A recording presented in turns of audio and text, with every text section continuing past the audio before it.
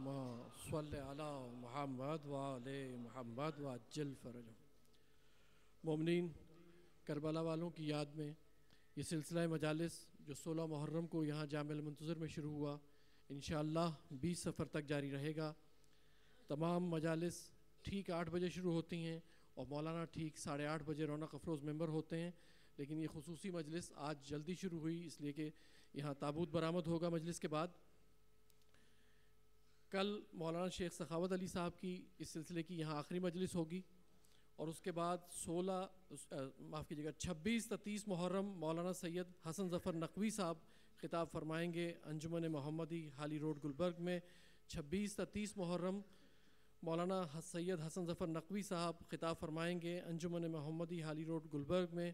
یہ مجالس بھی ٹھیک 8 بجے شروع ہوں گی، اور اس کے بعد یہ سلسلہ دوبارہ یہاں جامع المنتظر میں 11 صفر تا 15 صفر مولانا سید علی مرتضیٰ زیدی صاحب اور 16 تا 20 صفر مولانا شبیر الحسن طاہری صاحب خطاب فرمایا کریں گے۔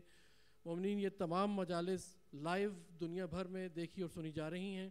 آپ سائٹ نوٹ فرما لیجئے www.babulilmlahore.org۔ میں درخواست گزار ہوں، ایک اعلان مختصر سا اور ہے کہ یہاں پر 6 سے 10 صفر جامع المنتظر کی جانب سے مجالس کا اہتمام کیا گیا ہے، جس سے قبلہ محمد حسین نجفی صاحب خطاب فرمائیں گے 8 بجے، اور اس کے علاوہ ایک اور خطیب بھی ہیں غلام رضا ڈھپ صاحب۔ میں درخواست گزار ہوں مولانا شیخ سخاوت علی صاحب سے کہ وہ تشریف لائیں اور مجلس اعزاز سے خطاب فرمائیں۔ مومنین، مجلس کے بعد تابوت برآمد ہوگا اور آپ ماتمداری ہوگی، انشاءاللہ علی صفدر نوحہ پڑھیں گے۔ آپ سے درخواست ہے کہ اپنے موبائل سیٹ سائلنٹ موڈ پہ کر لیں تاکہ دوران مجلس ڈسٹربنس نہ ہو۔ شکریہ۔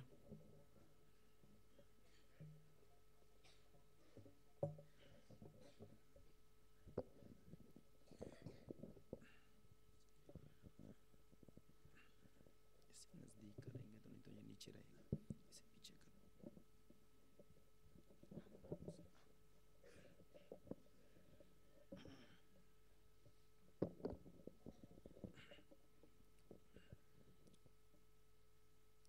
اعوذ باللہ من الشیطان اللعین الرجیم، بسم اللہ الرحمن الرحیم۔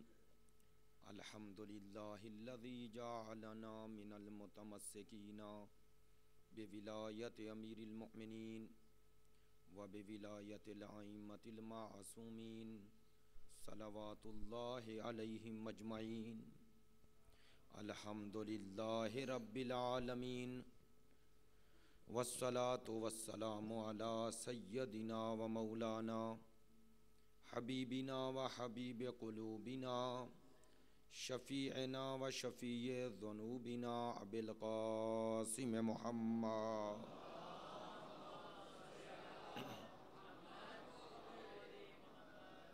وآلہ الطیبین الطاہرین المعصومین المظلومین الذین اذہب اللہ عنہم الرجس وطہرہم تطہیرا۔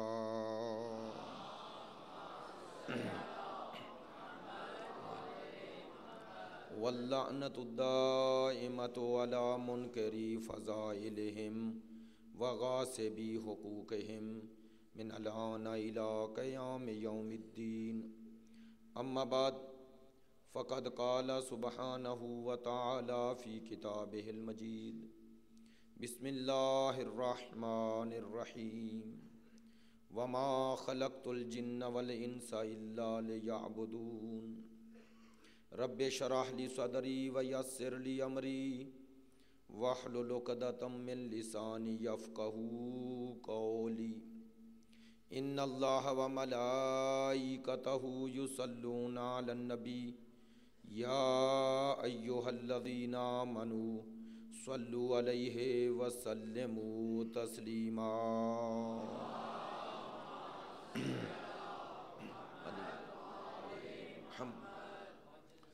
واجب الاحترام معزز و مکرم عزاداران سید الشہداء، محبان اہل بیت، پیروان مکتب ولایت، عاشقان مکتب شہادت،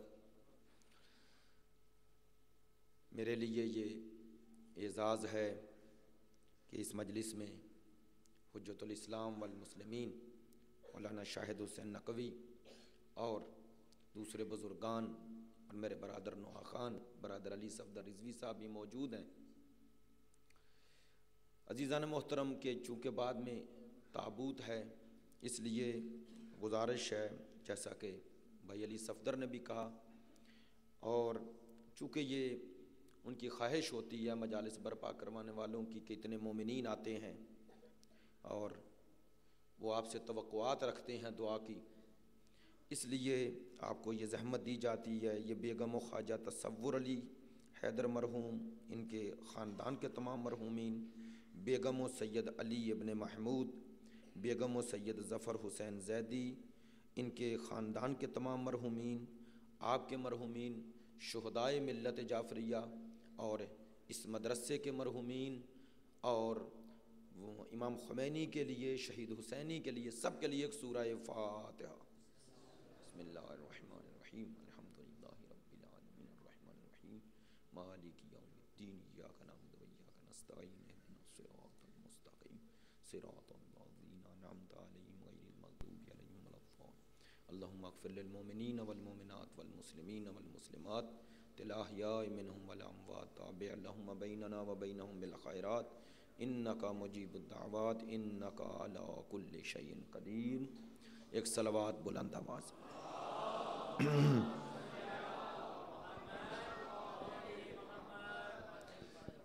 عزیزان محترم، آج کوئی زیادہ طویل گفتگو نہیں کروں گا، چونکہ تابوت ہے، نوحہ خانی ہے اور پھر ورکنگ ڈے ہیں، کوئی کل چھٹی بھی نہیں ہے، اس لیے مختصر وقت میں، کل بھی ہمارے پاس وقت ہوگا، اس میں انشاءاللہ جو گزارشات اور زیادہ کریں گے۔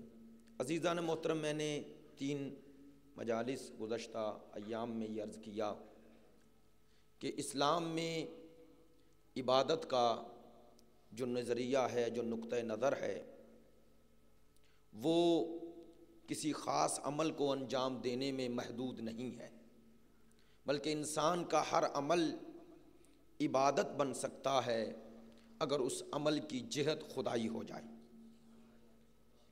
اسی تناظر میں عرض کیا کہ اس آیت کا معنی بھی یہی ہے کہ ہم نے جن و انس کو خلق نہیں کیا مگر عبادت کے لیے۔ تو جب خدا غرض خلقت عبادت کو قرار دے رہا ہے تو اس سے پتہ چلتا ہے کہ اس خلقت کا اور اس خلق ہونے والی تمام مخلوقات کا محور و مرکز عبادت ہے، بندگی خدا ہے، اور ہر انسان کی زندگی، ہر انسان کی اہمیت کا اندازہ بھی عبادت سے ہی لگایا جائے گا۔ اسلام میں بندگی خدا سب سے بڑا اعزاز ہے، اسلام میں بندگی خدا سب سے بڑا کمال ہے۔ اسی لیے جو اس پوری کائنات میں سب سے عظیم ہستی تھی، ان کا تعارف بھی رسالت و نبوت سے پہلے بندگی سے ہوتا ہے، اور ہر نماز میں 4 رکعت نماز میں 2 دفعہ اور 2 رکعت نماز میں کم از کم 1 دفعہ ہم اس ہستی کے نام نامی کے بعد ان کے جس سب سے بڑے اعزاز کا ذکر کرتے ہیں وہ یہی بندگی ہے، جس سے یہ ثابت ہوتا ہے کہ اللہ کی نظر میں بندگی کا مقام کیا ہے اور بندگی کتنا بڑا اعزاز ہے۔ حتیٰ اللہ نے جو معراج کا تذکرہ بھی کیا ہے، اس معراج کا سبب بھی یہی بندگی کو قرار دیا ہے، تاکہ قیامت تک کی انسانیت کو یہ پیام دیا جائے کہ جس کی بندگی اتنی بلند ہے اس کی رسالت کتنی بلند ہوگی۔ اسی لیے سبحان الذی اسریٰ بعبدہ کہا گیا، اور علماء نے اس نقطے کی طرف بھی توجہ کروائی ہے کہ یہ جو معراج سید الانبیاء کا تذکرہ بندگی کے ساتھ کیا گیا، یہ اس بات کا اعلان ہے کہ اللہ کی نظر میں جس کی بندگی جتنی بلند ہوگی اس کا مقام اتنا بلند ہوگا. اور کہا چونکہ اس پوری کائنات میں کوئی ہستی ایسی نہیں ہے جو بلندی میں اس کی برابری کر سکے، لہٰذا ان کی معنوی بلندی کا اعلان بھی کیا، روحانی بلندی کا اعلان بھی کیا، لیکن ایک کمال کے ساتھ یہ بتایا کہ جتنا ان کی روح بلند ہے اتنا ہی ان کا جسم بلند ہے. لہذا یہی وجہ ہے جو معراج جسمانی اور روحانی پر علماء دلائل دیتے ہیں تاکہ دنیا کو پتہ چلے اور ہم اس بات کی طرف متوجہ ہو جائیں کہ ان کی بندگی انہیں کہاں تک لے گئی اور ان کی بندگی کا مقام کیا ہے. ایک اور بات جو اسی سے مربوط ہے کہ یہ معراج کا تعلق یہ رسالت سے نہیں، لہذا اسے رسالت کا جز نہ سمجھیں، ورنہ ہر رسول کو معراج ہوتا. توجہ فرمائیے گا، ہر نبی کو معراج ہوتا. میں یہ نہیں کہتا انہیں معراج نہ ہوا، لیکن ان کا معراج ہر کسی کا اپنی بندگی کے درجے کے مطابق ہے.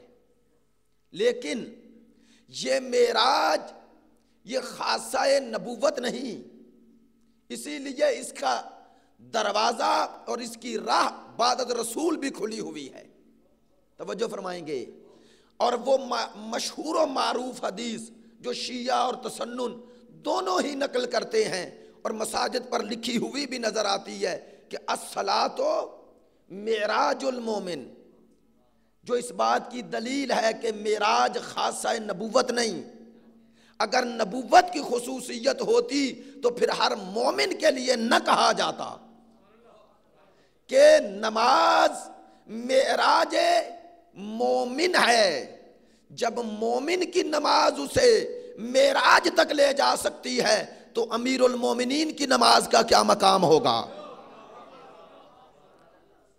اور بتایا کہ یہ راہ کھلی ہوئی ہے، لیکن اس راہ کا سبب بندگی ہے.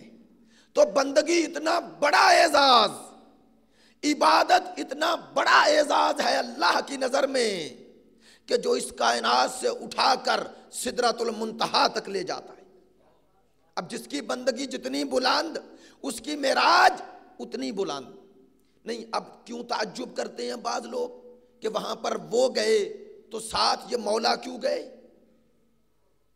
اگر یہ نفس رسول ہیں، اگر نفس رسول ہیں اور یہ بھی مانا جاتا ہے کہ یہ معراج خاصہ نبوت نہیں ہے، یعنی جس کی بندگی جتنی بلند ہوگی اس کی معراج اتنی بلند ہوگی.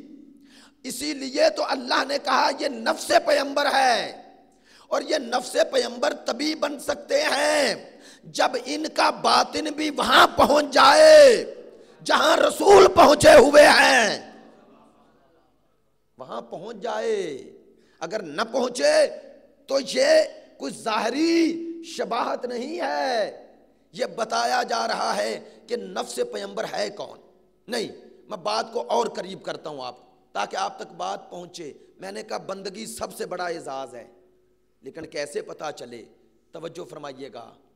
اسی لیے جب وہ جو نفس رسول ہے جسے اللہ نے اس کائنات میں آنے سے پہلے ہی دنیا کے سامنے اس کی عزت، اس کی معرفت، اس کا مقام و مرتبہ ثابت کر دیا آنے سے پہلے. آیت اللہ مصباح یزدی اس نقطے کی طرف توجہ فرمائیں. وہ فرماتے ہیں کہ مولا کائنات کا کعبے میں آنا اور یہ ایک خاص ماحول میں آنا، دیوار کا شگاف ہونا، کہتے ہیں یہ عادی امر نہیں، یہ غیر عادی امر ہے. یہ آدم سے خاتم تک کسی نبی کے لیے نہیں ہوا، اور اس وقت سے 13 رجب سے لے کر آج تک پھر دوبارہ بھی نہ ہوا. تو یہ واقعے کی انفرادیت یہ بتا رہی ہے کہ اللہ چاہتا ہے کہ آنے والے کی طرف ہر کوئی متوجہ ہو جائے. توجہ فرمائیے گا، خدا اس انفرادیت کو جو آج تک قائم رکھا ہے، یہ دلیل ہے کہ اللہ چاہتا ہے اس مکان کے ساتھ ساتھ وہ مکین بھی یاد رہے۔ تو اگر اس مکان کی طرح اللہ کی نظر میں اس مکین کی عزت نہ ہوتی، نہیں توجہ فرمائی آپ نے، اگر اس بیت اللہ کے ساتھ ساتھ اس بیت اللہ میں آنے والے کا مقام و مرتبہ اس خدا کے پیش نظر نہ ہوتا تو کبھی اس کعبے میں نہ آتے۔ نہیں، اب کوئی ممکن ہے سوچے آنا یہ کیا فضیلت، ہاں یہ فضیلت نہ ہوتی اگر علی کی والدہ ادھر سے آتی جو در سب کے لیے بنا ہے، پھر آپ کہتے کہ لانے والا وہ نہیں ہے، لیکن جب ایک نیا در بنا کے لایا جا رہا ہے تو یہ اس بات کی طرف اشارہ ہے کہ وہ چاہتا ہے کہ علی کی والدہ آئے اور یہ در بنایا جائے، اور در بنا کر قیامت تک اس نشان کو باقی رکھ کر دنیا کو بتایا جائے کہ اگر یہ میرا عبد خاص نہ ہوتا تو نہ نشان بتاتا اور نہ اندر بلاتا۔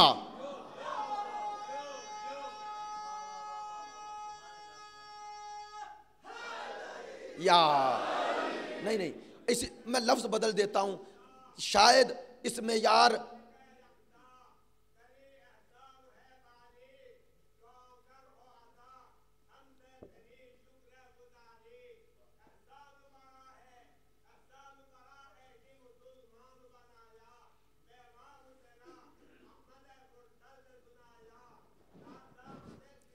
ٹائم کم ہے، میں آپ کے جذبات احساسات کی قدر کرتا ہوں لیکن ٹائم کم ہے، بعد میں نوحہ خوانی بھی ہونی ہے۔ ایک صلوات بلند آواز سے،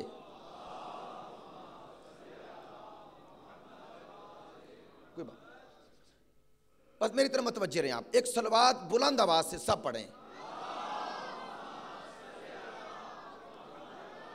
اچھا کہہ رہے ہیں تھوڑے تھوڑے آگے آ جائیں، پیچھے جگہ پورا ہو چکی ہے، تھوڑا تھوڑا آگے آ جائیں، اب ٹائم بھی کم ہے اور گفتگو میں تسلسل بھی اس طرح۔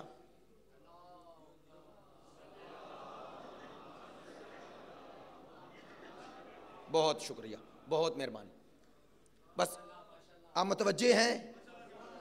اب بات یہاں پر وہ کہتے ہیں نا کہ بالکل بندہ آخر پہ پہنچا ہوا ہو اور وہاں پر رک جائے تو وہاں سے اب نیچے آ گیا ہوں، بالکل مزاج ہی عجیب ہو گیا۔ توجہ فرمائیے گا، تو اب میں جملہ بدل دیتا ہوں۔ میں نے کہا مولا کی والدہ آئیں، اگر میں یہ بھی کہوں، اب مجھ سے دلیل نہ پوچھنا، لیکن اسے ذوق کے مطابق سمجھ لینا، عقیدت کے مطابق سمجھ لینا، جو مرضی سمجھ لینا، لیکن یہ جملہ ہے صحیح۔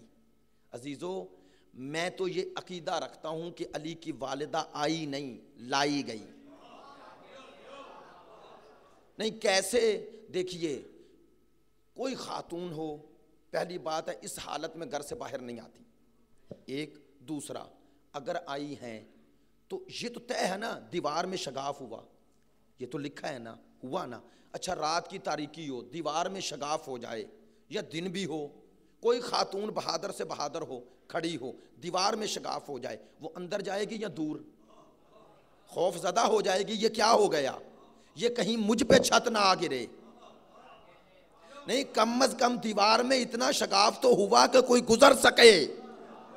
نہیں تو دیوار میں شگاف ہونے کے بعد حضرت فاطمہ بنت اسد دور نہیں جا رہی، اندر جا رہی ہیں، تو اندر جانا بتا رہا ہے کہ دل میں الہام وہ کر رہا ہے کہ دور نہ ہو، اندر آ جا، یہ آنے والا اب تیرے گھر میں نہیں آئے گا، یہ میرے گھر میں آئے گا۔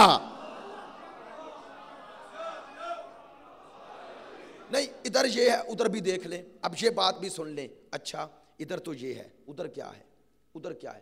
حضرت ابو طالب نے کسی سے پوچھا ہو، اب مجھے نہیں پتا نہیں، اس لیے نہیں کہتا تاکہ اس حوالے سے کوئی بات ہو، کم از کم یہ تو لکھا کتابوں میں، 3 دن رہے، چلو میں کہتا ہوں 3 دن نہ رہے، 1 دن رہے، 2 دن رہیں تو صحیح نا، گھر سے غائب تو رہی نا، چلو 1 رات ہی غائب رہی ہوں۔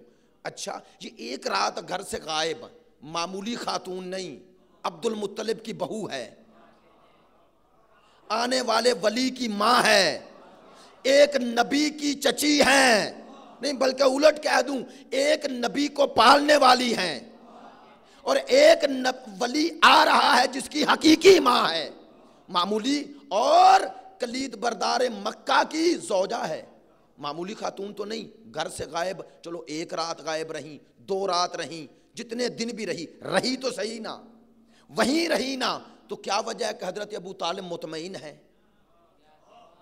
اور کسی سے پوچھ بھی نہیں رہے کہ فاطمہ کہاں گئی؟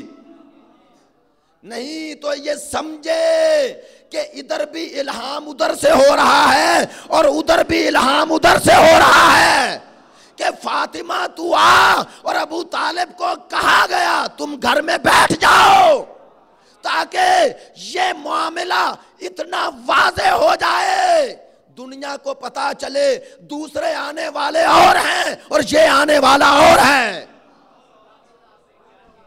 یہ آنے والا اور ہے۔ اور حضرت ابو طالب کے مناجات کے وہ جملے تو آج تک باقی رہ گئے جو انہوں نے مولا کو ہاتھوں پہ اٹھا کے جب حضرت فاطمہ بنت اسد نے سوال کیا تھا کہ ان کا نام کیا رکھیں، تو وہ تو جملے آج تک باقی رہ گئے کہ جب کہا اے دن کو روشنی اور رات کو تاریکی دینے والے میرے رب، تو بیان کر تو نے اس بچے کا نام کیا رکھا ہے؟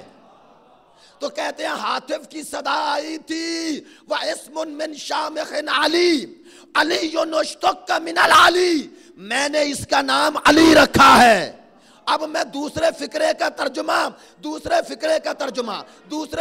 ترجمہ میں بدل دیتا ہوں، کہا میں نے اس کا نام علی رکھا ہے۔ کیوں علی رکھا ہے؟ کہا میں خالق ہونے میں علی ہوں، یہ مخلوق میں علی ہے، میں خالق ہونے میں علی، یہ مخلوق میں علی نہیں۔ اب میرا جملہ نہیں، آیت اللہ جوادی عاملی فرماتے ہیں ہمارے ائمہ مظہر اتم و اکمل صفات خدا ہیں، آئے ہائے، وہ کہتے ہیں اللہ کے اسم علی کا مظہر اتم علی ہے۔ نہیں میں بدل دیتا ہوں، کہتے ہیں اگر وہ علی نہ ہوتا تو یہ علی نہ بنتا، اور اگر یہ علی نہ ہوتا تو پتہ نہ چلتا وہ کیسا علی ہے۔ نہیں لیکن یہ مقام بلندی کا ہے، توجہ فرمائیے گا، جو اتنا علی، جو اتنا بلند کہ جس کا نام اس نے علی رکھا، وہ کس پہ فخر کرتا ہے؟ یہ ہے بندگی کا مقام، یہ ہے بندگی کا مقام۔ جب اس سے کسی نے کہا آپ کو کس پہ فخر ہے، تو دو چیزوں پہ فخر کیا ہے۔ ساری زندگی میں مولا کائنات نے 2 حدیں بتائیں، میں جامعۃ المنتظر میں اس لباس کے ساتھ یہ دعویٰ کر رہا ہوں، علی نے 2 حدیں خود بتائیں، میں نے نہیں بتائیں۔ ان حدوں کو علی کی زبان سے سن لیں۔ پہلی حد، جب علی سے کسی نے کہا آپ کیا ہیں، آپ کے لیے باعث عزت کیا ہے، کیا کہا؟ الہی کفا بی عزن ان تکون لی ربا، کہا میری عزت کے لیے، ہاں کفا بی فخرن ان تکون لی ربا، کہا میرے فخر کے لیے یہی کافی ہے کہ تو میرا رب ہے، تو میرا رب ہے۔ وَقَفَا بِعِزًّا أَنْ أَكُونَ لَكَ عَبْدًا، اور کہا میری عزت کے لیے یہی کافی ہے کہ تیرا بندہ ہوں۔ پہلا علی نے حد کیا بتائی؟ کہا مجھے خدا نہ کہنا، مجھے بندگی پہ فخر ہے۔ نہیں ایک لطیف سا جملہ ہے کہہ دوں عزیزو، لوگ خدا بننا چاہتے تھے، لوگوں نے نہ مانا، صرف علی ہے جسے لوگوں نے خدا ماننا چاہا۔ علی نے خدا بننے کو ٹھکرایا، بندگی پہ فخر کیا، تو علی نے بتایا میری عزت خدا بننے میں نہیں، کہا خدا تو وہ بنے جسے بندگی کا مقام معلوم نہ ہو، آئے ہائے، جسے بندگی کی عزت معلوم نہ ہو۔ کہا میرے لیے عزت کیا ہے؟ میں تیرا بندہ ہوں۔ کہا مجھے خدا نہ کہنا، مجھے بندگی پہ فخر، میرے لیے عزت کا سبب بندگی ہے۔ دوسری حد، کسی نے پوچھ لیا آپ کا رسول سے کیا نسبت ہے، تو کیا کہا؟ انا عبد من عبید محمد، میں رسول کے غلاموں میں سے ادنا سا غلام ہوں۔ تو یہ 2 حدیں میرے مولا نے بتائیں۔ کہا ایک مجھے خدا نہ بنانا، مجھے بندگی پہ فخر ہے، ایک مجھے مصطفیٰ سے نہ بڑھانا، مجھے غلامی پہ فخر ہے۔ نہیں، عجیب بات ہے، عجیب۔ رسول خدا سے جب بھی کسی نے پوچھا علی کو آپ سے کیا نسبت ہے، تو کیا کہا؟ علی منی وانا من، علی مجھ سے میں، اور علی سے جب بھی کسی نے پوچھا انہوں نے کہا میں غلام، تو کیا تضاد ہے؟ وہ کہہ رہے ہیں مجھ جیسا، علی مجھ جیسا سید الانبیاء، اور سید الاولیاء کہہ رہے ہیں میں غلام ہوں۔ نہیں، دونوں اپنا اپنا کام کر رہے ہیں، دونوں نے تمہیں پیغام دیا۔ مصطفیٰ بتا رہے تھے مقام مرتضیٰ کیا ہے، اور مرتضیٰ سمجھا رہے تھے شان مصطفیٰ کیا ہے۔ کہہ رہے تھے شان مصطفیٰ سمجھو جس کی غلامی پہ مجھے فخر ہے۔ نہیں، توجہ فرمائیے گا، میں نے یہ بات جو کی، اب یہ دو حدیں میرے مولا نے بتائیں، ایک خدا نہ بناؤ چونکہ علی نے خود کہا مجھے بندگی پہ فخر، ایک مصطفیٰ سے نہ بڑھاؤ، علی نے کہا مجھے غلامی پہ فخر۔ اس کے علاوہ دعوے سے کہہ رہا ہوں جو کہو علی کو کم ہے، جو کہو کم ہے۔ ایک یہ دو ریڈ لائن ہے، اپنی زبان میں کہہ رہا ہوں، یہ دو ریڈ لائن ہے، یہ کراس نہ کرو۔ اس کے علاوہ علی کو جو کہو کم ہے، نہیں، خدا کی قسم یہ چھوڑ کر، مصطفیٰ اور خدا چھوڑ کر علی کا تقابل انبیاء سے بھی نہ کرو۔ نہیں، میں نہیں کہہ رہا، میرے رسول نے کہا نا، صحابہ آتے تھے پوچھتے یا رسول اللہ آدم کیسے تھے، نوح کیسے تھے، ابراہیم کیسے تھے، موسیٰ کیسے تھے، عیسیٰ، تجسس تھا، سب انبیاء کا پوچھتے۔ رسول نے کہا سنو، آج تمہیں ان کے فضائل نہیں سناتا، آج تمہیں بتاتا ہوں کہ وہ انبیاء کو دیکھنا کیسے ہے۔ کہا جو آدم کو علم میں وہ حدیث نہیں پڑھ رہا، وقت کم ہے، آدم کو علم میں، نوح کو فہم میں، ابراہیم کو خلت میں، موسیٰ کو ہیبت میں، عیسیٰ کو زہد میں، مجھ محمد کو میرے اخلاق میں دیکھنا چاہے، کسے دیکھے؟ کہا علی کے چہرے کو دیکھے۔ ہائے ہائے، اس علی کے چہرے کو دیکھے سارے نبی نظر آ جائیں گے۔ یہ تب ہی ہو سکتا ہے جب علی تمام انبیاء کے صفات کا مظہر بن جائے۔ نہیں، توجہ فرمائی آپ نے عزیزو، آیت اللہ وحید خراسانی بڑی پیاری بات فرماتے ہیں، فرماتے رسول نے یہ کیوں کہا آدم کو علم میں، یہ کیوں کہا نوح کو فہم میں، ابراہیم کو خلت میں، یہ کیوں نہیں کہا آدم کو صفی اللہ ہونے میں دیکھنا چاہیے، یہ کیوں نہیں کہا ابراہیم کے اور صفات بیان نہیں کیے، موسیٰ کی ہیبت کیوں، عیسیٰ کا زہد کیوں؟ توجہ، وہ فرماتے ہیں کہ ان تمام اولو العزم نبیوں جن کے نام رسول نے لیے، ان کی اس صفات کا ذکر کیا جو صفات ان کی زندگی کا خلاصہ تھا۔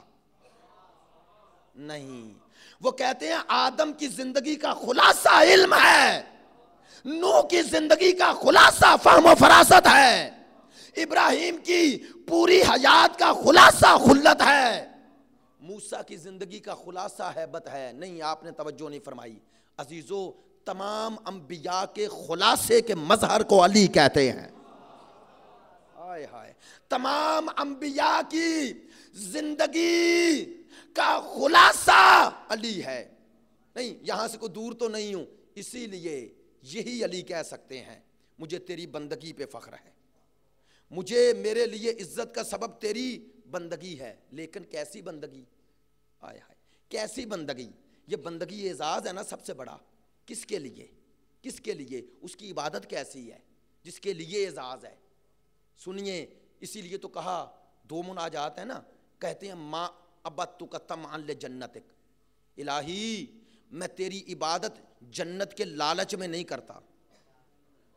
تھوڑا سا معیار بلند کر لیں، میرے ساتھ توجہ فرمائیں، کہتے ہیں میں تیری عبادت جنت کے لالچ میں نہیں کرتا۔ کیوں؟ کہتے ہیں جنت ہے پاداش، اجر، توجہ فرمائیے گا، اور مولا نے بتایا وہ عبادت جو معاملہ کیا جائے وہ تجارت ہے۔ توجہ فرمائیے گا، ماشاءاللہ کاروباری دوست بھی نظر آ رہے ہیں، کاروبار میں پہلا اصول یہ ہوتا ہے کہ منفعت کے لیے کی جاتی ہے، ٹھیک ہے نا؟ نہیں، یہ مزدوروں کی عبادت ہے۔ مزدور جو ہے نا، مزدور دھوپ میں کھڑا ہوتا ہے، کام کر رہا ہوتا ہے، علت کار دھوپ میں کھڑے ہونے کی اس کا جذبہ نہیں، وہ کام کرنے کا جذبہ کیا ہے؟ مزدوری۔ اگر وہ مزد نہ ملے، وہ مزدوری نہ ملے، وہ اجر نہ ملے، تو یہ کام کرنے کا جو انگیزہ ہے جو علت ہے، جو جذبہ ہے، جو ولولہ ہے، ختم ہو جائے گا. تو بس کام کرنے کی علت کیا ہے؟ مزدوری. ہاں، مولا فرماتے ہیں وہ عبادت جو اس جذبے سے کی جائے کہ عبادت کے نتیجے میں جنت ملے. لہذا کہتے ہیں اگر جنت نہ رہے تو جذبہ عبادت بھی نہیں رہے گا. علی فرماتے ہیں میں تیری ایسی عبادت نہیں کرتا جو جنت کے لیے ہو. ذرا توجہ فرمانا یار، ذرا توجہ فرمانا. کہا دوسری عبادت کون سی ہے؟ کہا جو خوف نار سے ہو. اب میں اصطلاح بول رہا ہوں. کہا ایک عبادت وہ ہے جو جلب منفعت کے لیے ہے، ایک عبادت وہ ہے جو دفع ضرر کے لیے ہے. خوف ہے جہنم کا، اس لیے یہاں جو ضرر جان کو پہنچتا ہے نا اسے دفع کرنا چاہتے ہیں. وہاں منفعت کا لالچ ہے، اس لیے عبادت ہے. علی فرماتے ہیں میری عبادت ان دونوں چیزوں سے بلند ہے.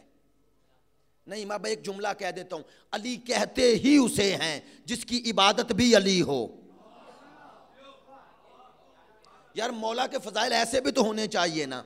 علی کی عبادت اگر علی نہ ہو تو علی نہیں. علی نے کہا میں تجھے اسی لیے جھکتا ہوں کہ تو علی ہے. علی کا خدا علی ہے. خود بتا رہے ہیں میری عبادت کی علت کیا ہے. ما عبدتک طمعا لجنتک ولا خوفا لنارک بل وجدتک اہلا للعبادتک فعبدتک. خدایا نہ جنت کے لالچ میں نہ جہنم کے خوف سے تیری عبادت کرتا ہوں. دو چیزیں ہیں نا. کہا جنت کے لالچ میں کیسے عبادت کروں؟ تو نے اپنے رسول کی زبان سے یہ اعلان کروایا ہے کہ الحسن والحسین سیدہ شباب اہل الجنہ، کہ حسن و حسین جنت کے جوانوں کے سردار ہیں. وَأَبُوهُمَا أَفْضَلُ مِنْهُمَا، اور ان کا باپ ان سے بھی افضل ہے. کہا میں جہنم کے خوف سے بھی عبادت نہیں کرتا. تیرے رسول نے کہا یا علی انتا قسیم النار والجنہ، اے علی تو جنت اور جہنم کو تقسیم کرنے والا ہے. کہا جس کی تقسیم پر جنت اور جہنم بنے اس کی عبادت جہنم کے خوف سے کیسے ہوگی، جنت کے لالچ میں کیسے ہوگی؟ یا اللہ تیری عبادت کیوں کرتا ہوں؟ اے خدایا کائنات میں واحد تو ذات ہے جو اس قابل ہے کہ اس کے سامنے علی کا سر جھک سکے. صرف تو ہے، صرف تو ہے. تو اب بڑے پیارے جملے تین کہتا ہوں جو علماء نے کہے، عرفاء نے کہے. کہا بس عبادتیں تین طرح کی ہے، وہ بھی عبادتیں ہیں لیکن وہ کم درجے کی. کہا یا تاجرانہ عبادت ہے، یا غلامانہ عبادت ہے، یا عاشقانہ عبادت ہے. علی کی عبادت نہ تاجرانہ ہے نہ غلامانہ ہے، علی کی عبادت عاشقانہ ہے. نہیں، دیکھو جہاں محبت ہوتی ہے وہاں لالچ نہیں رہتا. وہاں اس لیے محبت، اس لیے عبادت کی جا رہی ہے کہ محبوب کی رضا اس میں ہے. علی فرماتے ہیں میری عبادت وہاں پہنچ گئی جہاں جنت نیچے رہ گئی، جہنم نیچے رہ گئی. نہیں، کہا میں جنت اور جہنم سے اب بالا تر چلا گیا. تو عزیزو جس کی بندگی کا یہ مقام ہوگا اس کی معراج نماز جب معراج پہ جائے گی تو وہاں جائے گی جہاں اس کا نبی گیا ہے. ہاں یہ ہے، اگر بندگی ایسی ہوگی تو اس کا نتیجہ کیا ہوگا؟ اگر بندگی ایسی ہوگی تو اس کا نتیجہ کیا ہوگا؟ اب مشکل باتیں ختم ہو گئیں. توجہ فرمائیں گے. یہ حدیث جسے قرب نوافل کی حدیث کہا جاتا ہے، اور یہ شیعہ سنی دونوں نے لکھی، دونوں نے، اور دونوں نے بخاری میں اور رسول کافی معتبر کتابوں میں دونوں میں ہے. کیا حدیث ہے؟ خدا، حدیث قدسی ہے. رسول خدا فرماتے ہیں، خدا یہ فرماتا ہے کہ بندے کی دو حالتیں ہیں، ایک قرب فرائض، دوسرا ہے قرب نوافل. فرماتے ہیں فرائض کے ذریعے کیا کرتا ہے بندہ؟ جب بندے کے دل میں میری محبت خدا کہتا ہے آ جاتی ہے. میری محبت کا تقاضا پہلا کیا ہے؟ جو میں نے اس پہ فرائض کیے ہیں، فرض چیزیں کی ہیں انہیں انجام دے. توجہ، یہ پہلا مرحلہ ہے. بندے نے محبت کا دعویٰ کیا تو کیا کرے؟ کہ جو فرض کیا ہے انجام دے. اللہ کہتا ہے جب اس سے آگے بندہ قدم اٹھاتا ہے کیا کرتا ہے؟ وہ بھی انجام دیتا ہے جو فرض نہیں کیا، جو مستحبات ہیں۔ خدا فرماتا ہے جب یہ وہ کام بھی کرتا ہے جو میں فرض نہیں کیا لیکن چاہتا ہوں، جب یہ کرتا ہے تو اب کیا ہوتا ہے؟ اب کیا ہوتا ہے؟ خدا فرماتا ہے بندہ جب تک فرائض انجام دے رہا تھا یہ محب تھا، میں محبوب۔ اب جب نوافل کی منزل میں آتا ہے تو کیا ہوتا ہے؟ خدا فرماتا ہے میری محبت میں یہ نوافل انجام دیتا ہے الیہ بن نافلہ حتی احبہ۔ خدا فرماتا ہے یہ نوافل کے ذریعے، مستحبات کے ذریعے وہاں پہنچ جاتا ہے کہ اب میں اس سے محبت کرتا ہوں۔ پہلے یہ محب تھا وہ محبوب، اب اللہ کہتا ہے میں محب بن جاتا ہوں یہ محبوب۔ خدایا تیری محبت کس سے ہے اور تیرا محبوب کون ہے پتہ کیسے چلے؟ تو جب بندے سے محبت کرتا ہے تو کیا ہوتا ہے؟ کہا بندہ مجھ سے محبت کرتا ہے تو علامت کیا ہے؟ اس کے دل میں شوق عبادت بڑھتا ہے۔ اور میں جب بندے سے محبت کرتا ہوں تو کیسے پتا چلے یہ میرا محبوب بن گیا؟ فَإِذَا أَحْبَبْتُهُ كُنْتُ سَمْعَهُ الَّذِي يَسْمَعُ بِهِ۔ اللہ فرماتا ہے جب میں محبت کرتا ہوں تو کیا کرتا ہوں؟ خدا کہتا ہے میں اس کا وہ کان بن جاتا ہوں، میں آسان کر رہا ہوں، میں اس کی سماعت بن جاتا ہوں جس سے سن رہا ہے۔ نہیں نہیں نہیں نہیں نہیں، کہا اب اس کا کان اس کا نہیں، اب اس کا کان اللہ کا کان بن گیا، اب یہ اذن اللہ ہے۔ خدا فرماتا ہے جب میں محبت کرتا ہوں کیا کرتا ہوں؟ بصرہ الذی یبصر بہ، میں اس کی وہ آنکھ بن جاتا ہوں جس سے دیکھتا ہے۔ توجہ فرمائیے گا، اب اس کی آنکھ اس کی نہ رہی، عین اللہ ہو گئی۔ خدا فرماتا ہے اس کا وہ ہاتھ بن جاتا ہوں، یدہ التی یبطش بہا، اس کا وہ ہاتھ بن جاتا ہوں جس سے حرکت دے رہا ہے۔ عزیزو خدا کا محبوب وہ ہوگا جو اذن اللہ ہو۔ اللہ کہتا ہے اب اس کی سماعت اس کی نہ رہی، میں اس کا کان بن گیا، میں آپ تک بات پہنچا رہا ہوں تو وسیلہ یہ مائک ہے، میری بات ضائع نہ ہو، یہ مائک وسیلہ ہے۔ اگر لاؤڈ سپیکر بند ہو جائے میری آواز یہیں تک محدود رہ جائے گی، تو میری آواز کی حد اتنی ہے جتنی میری طاقت ہے، لیکن اگر کوئی اللہ کا کان بن جائے تو اب اس کے سننے کی حد کتنی ہوگی مجھے کیا پتا۔ اگر اس کے سننے کی حد کو محدود کرنا ہے تو پہلے اس کے سننے کی حد کو محدود کرو۔ میرے دیکھنے کی حد ہے کیا؟ یہاں تک، اگر 1 میل دور کوئی کھڑا ہو مجھے پتا نہیں چلے گا کون ہے، کیوں؟ چونکہ میری بصارت کی حد میری طاقت کے مطابق ہے۔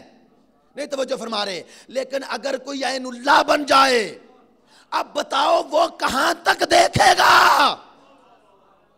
جتنی اس کی قدرت یہ اتنا ہی دیکھے گا۔ اب میرے ہاتھ کی حد کیا ہے؟ میں اتنا ہی وزن اٹھا سکتا ہوں جتنی مجھ میں طاقت ہے، لیکن اگر کوئی ید اللہ بن جائے اب اس کے ہاتھ کی قدرت کیا ہوگی؟ عزیزو یہ دعویٰ نہ کائنات میں کسی نے کیا، نہ کوئی اس دعوے کو پورا کرتا نظر آیا۔ کائنات میں محب خدا تو نظر آئے، محبوب خدا کوئی نظر نہ آیا۔ جو دعویٰ کرے میں اذن اللہ ہوں، جو دعویٰ کرے میں عین اللہ ہوں، جو دعویٰ کرے میں لسان اللہ ہوں، جو دعویٰ کرے میں ید اللہ ہوں، یہ وارث منبر سلونی نے کہا انا اذن اللہ۔ اب جب علی اذن اللہ ہے تو نہ اعتراض کرو، نہ تعجب کرو کہ یہاں مدد کے لیے پکار رہے ہیں تو سن کیسے رہا ہے۔ آئے ہائے، اگر اپنے کان ہوتے تو نہ سنتا، اگر وہ وہ سمیع و بصیر ہے تو اس کا نمائندہ بھی سمیع و بصیر بن جائے گا. جو اس کا مظہر بنے گا وہ یہاں سے بھی سنے گا. اور اگر میرے دیکھنے کی حد 1 میل ہے تو جو اس کی ولایت کا مظہر بن جائے گا اس کے دیکھنے کی حد کیا ہوگی. اسی لیے تو جب پوچھنے والے نے پوچھا تھا یا علی بتا اس وقت جبرائیل کہاں ہے, تو علی نے آسمان کو دیکھا, زمین کو دیکھا. کیوں دیکھا؟ پتا نہیں تھا, ہمیں سمجھانے کے لیے دیکھا.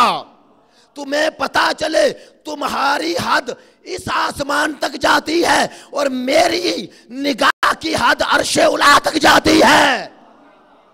یہ کیوں جا رہی ہے؟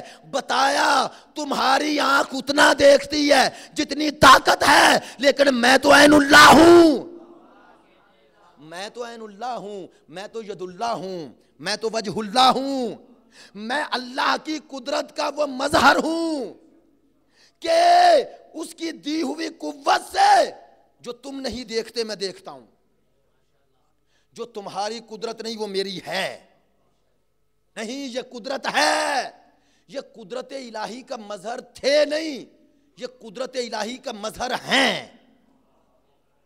اگر آج بھی ہیں تو تعجب نہ کرو, وہ مدد کرتے ہیں. نہیں, اگر تمہیں شک ہے مدد نہیں کرتے تو یقین دلا دیتا ہوں, اگر انہوں نے مدد نہ کی ہوتی تو دشمن تورا بورا کے پہاڑوں میں کیوں ہوتے؟ آج وہ چھپ رہے ہیں جو کہتے تھے تمہارا علی کہاں ہے. آئے ہائے, یہ مت سمجھو کہ اس سب ملعونوں کو جو سزا مل رہی ہے یہ وہ دے رہے ہیں. نہیں, یہ وہ غیبی طاقت ہے, یہ وہ غیبی طاقت ہے.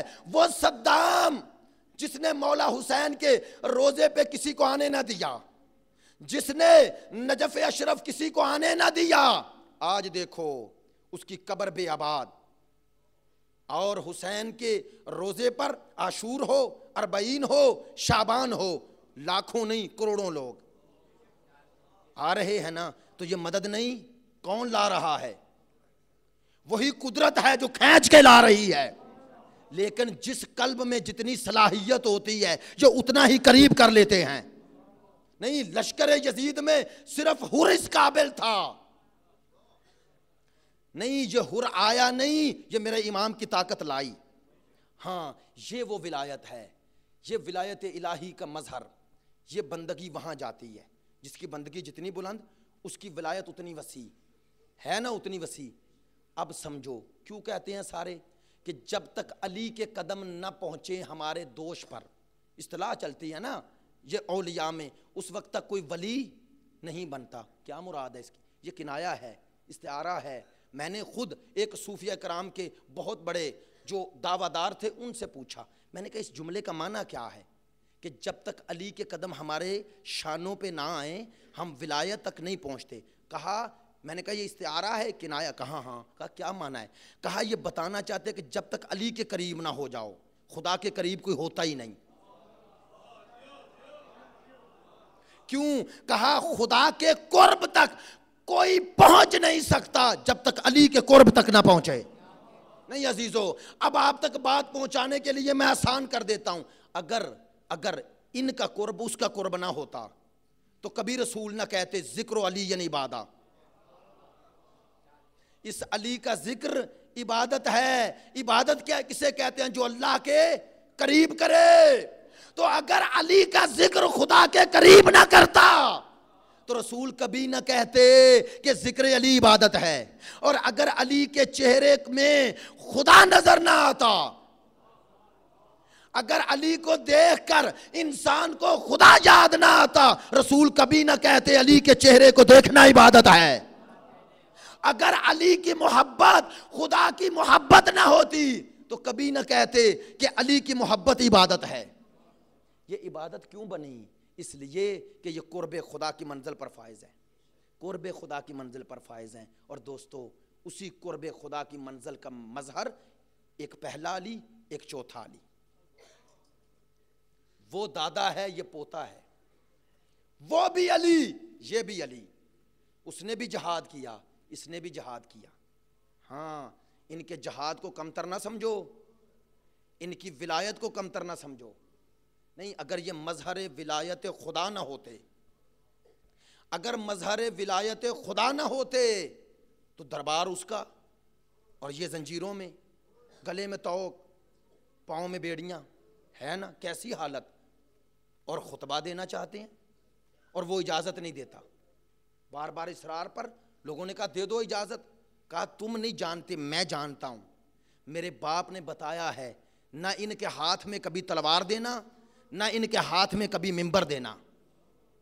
ہاں، کہا یہ کوئی معمولی شخصیات نہیں ہے. تو دیا نا خطبہ. امام نے جو خطبہ دیا کیا ہوا؟ کیا ہوا؟ اس نے کہا خطبے کو روکنا ہے تو اذان دو. کیا کہا ہے کسی شاعر نے؟ خطبہ سجاد سے خائف تھا یزید، ورنہ بے وقت کہیں حکم اذان ہوتا ہے. نہیں، لوگ سمجھے یہ بیمار امام ہے. میں اکثر یہ جملہ کہتا ہوں، امام اور ائمہ کی مظلومیت کو بیچارگی نہ بناؤ. بیچارگی اور ہے، مظلومیت اور ہے. مظلومیت اور ہے. لیکن عزیزو، کیا مقام ہے اس امام کا؟ وہ عبادت علی، وہ نتائج عبادت علی. لیکن میں نے پہلی تقریر میں کہا تھا نا، میں نے نہیں پڑھا کسی کتاب میں، قبلہ صاحب بھی موجود ہیں، کہ زین العابدین مولا کائنات کا لقب ہو. ہے؟ نہیں. سید الساجدین؟ نہیں.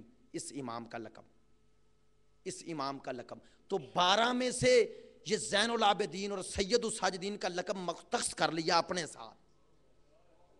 نہیں، اور دو چیزیں ایک جگہ جمع ہو گئی. زین العابدین بھی ہیں، سید الساجدین بھی ہیں، اور سب سے بڑے عزادار بھی. کون ہے ان سے بڑا عزادار؟ ہے کوئی؟ آپ کی عزاداری ان سے بڑی ہے؟ نہیں ہے نا.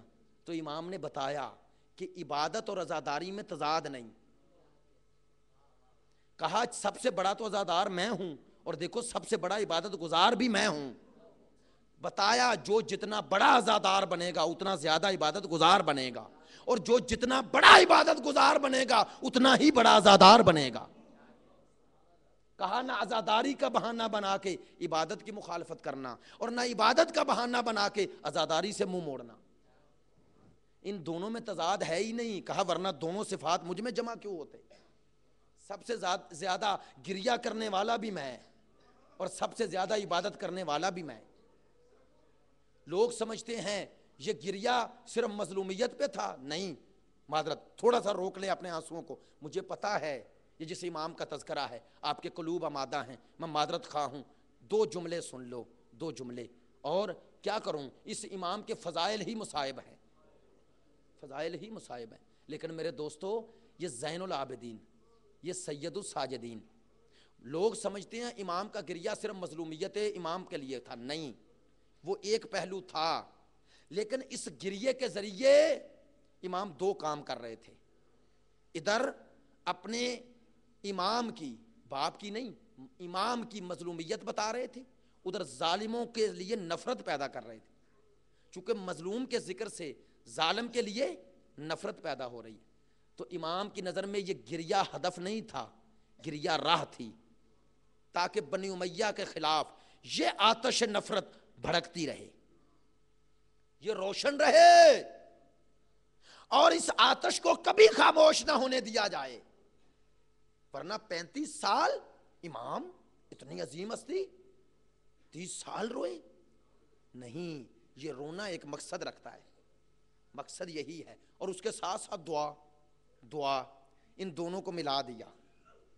دعا کے ذریعے اس سے رابطہ قائم کرو، اور گریے کے ذریعے ان سے رابطہ قائم کرو. بتایا کہ میں یہ بتانا چاہتا ہوں قبولیت دعا میں ان کا مقام کیا ہے، ان کی شان کیا ہے. اور بندگی سب سے بڑا اگر فخر ہے تو اس بندے کا کیا مقام. قبلہ صاحب موجود ہیں جب حضرت جابر ابن عبداللہ انصاری سے رسالت مآب نے وہ اولو الامر کی آیت کی تفسیر کرتے ہوئے ارشاد فرمایا تھا نا کہ میرے بعد اولو الامر علی ہیں، ان کے بعد کہا ان کے بیٹا حسن ہے، ان کے بعد کہا حسین ہے. اس وقت تو یہی تھے نا سامنے. کہا جابر تجھے مبارک ہو، تو ان اماموں میں سے بعد میں آنے والے 2 ائمہ کی زیارت کرے گا. کس کی؟ کہا حسین کے بیٹے علی ابن الحسین کی. بتایا کہا علی ابن الحسین کا مقام جانتے ہو؟ جابر سے کہا مولا یا رسول اللہ بتائیں. کہا قیامت کا دن ہوگا، انبیاء، اولیاء، اوصیاء، دنیا کے تمام عابدین، زاہدین، ساجدین اکٹھے ہوں گے، اور کہا محشر میں ایک صدا گونجے گی، این زین العابدین، این سید الساجدین. سرکار فرماتے ہیں پورے انبیاء، اولیاء، اوصیاء میں حسین کا بیٹا اٹھے گا اور خدا یہ ہاتف کی آواز آئے گی، حق ہے، زین العابدین بھی یہ ہے اور سید الساجدین بھی یہ ہے. یہ ہے مقام سید الساجدین کا، زین العابدین کا. میرے دوستو کل آخری مجلس ہے انشاءاللہ. کل میرا موضوع دعا ہے، اسی امام کے حوالے سے، دعا کے حوالے سے کچھ گزارشات. لیکن شب آ گئی، آج اسے پرسہ دینا ہے جو ساری زندگی حسین کا پرسہ قبول کرتا رہا. دیکھیں جس کا درد جتنا زیادہ ہوتا ہے نا، معرفت جتنی زیادہ ہوتی ہے اس کا درد اتنا زیادہ ہوتا ہے. مثلا ایک عام شخص کا چونکہ معرفت جتنی ہے روئے گا بھی اتنا. ایک جس کا علم زیادہ بڑھ جائے، جسے مقام حسین کا پتہ چل جائے، اس کا درد اور بڑھ جائے گا. ایک مرجے کا درد اور ہے. لیکن میرے دوستو یہ سب غیر معصوم ہیں. ہاں ان کے درد کی ایک حد ہے، چونکہ ان کی معرفت محدود ہے، معرفت محدود ہے. لیکن خود سمجھو سید الساجدین کو حسین سے عشق کتنا ہے اور معرفت کہاں پہنچی ہوئی ہے. ہر وقت روتے ہیں. نہیں یہ روایات ہیں، کوئی ایسی بات نہیں. اور جو گھر میں چاہنے والے ہیں، غلام ہیں، ماننے والے شیعہ ہیں، مولا کب تک روئیں گے؟ کہا کیسے نہ روؤں، کیسے نہ روؤں. کہا مولا تھوڑا سا افاقہ. کہا کیا کروں؟ سنیں گے. غلام نے کہا مولا ذرا بازار میں چلے جایا کریں. بس بازار کا نام آنا تھا. کہا کیسے جاؤں؟ جب سے کوفہ و شام کے بازار دیکھے ہیں، اب تو بازار میں بھی نہیں جا سکتا. کھانا سامنے رکھا گیا، رونے لگے. کہا اٹھا لو. مولا کیوں نہیں کھاتے؟ کہا کیسے کھاؤں؟ فرزند زہرا کربلا میں بھوکا اور پیاسا مارا گیا، اور چاہنے والے چاہتے تھے کہ کچھ آنسو کم ہو جائیں. یہ دلیل ہے کہ اتنا روتے تھے. کہنے والوں نے اب بدلنا چاہیے نا بات. کہا مولا آپ امام وقت ہیں، آپ کیوں روتے ہیں؟ کہا کیسے نہ روؤں، یعقوب کے 12 بیٹے، ایک گیا تھا نا، 11 تو پاس تھے، یہ کیوں روتا رہا؟ اب کہنے والے نے جملہ بدلا. مولا یعقوب کے لیے تو بس یہ پہلی دفعہ واقعہ ہوا، آپ کے گھر میں تو کئی گئے اور اسی راہ میں گئے، کیوں روتے ہو؟ کہا نہیں رونے کا سبب یہ نہیں، اس سے اگلا ہے. کہا کون سا سبب ہے؟ کہا اگر میرے یوسف صرف کربلا میں چلے جاتے تو شاید صبر کر لیتا. یہ سوچ کر کہ بنی ہاشم کے جوان ہیں، یہ نہیں لڑیں گے تو کون لڑے گا، یہ قربانی نہیں دیں گے تو کون دے گا. کہا میرے لیے تو وہ منظر نہیں بھولتا کہ شام غریباں.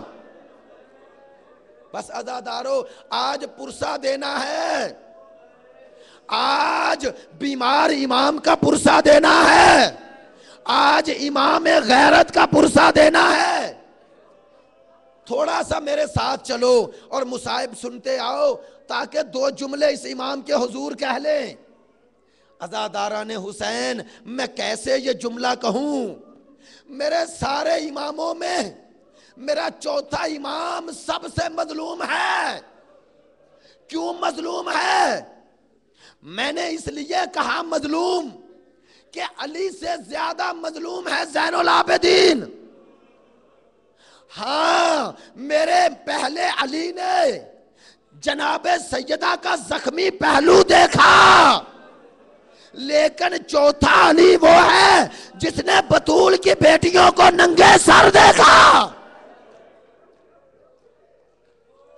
ایک جملہ اور کہوں عزادارو، میرا چوتھا امام اتنا مظلوم ہے کہ جس کے پہلے دن، امامت کے پہلے دن کا نام روز عاشور ہے اور پہلی شام کا نام شام غریبہ ہے،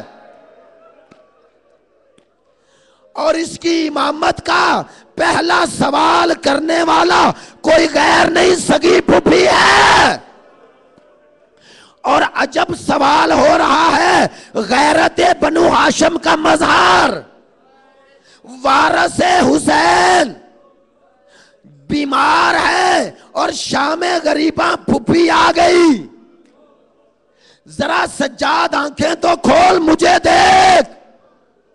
اب یہ جملہ کہوں، جو منظر سجاد نے دیکھا یہ منظر حسین نے نہیں دیکھا۔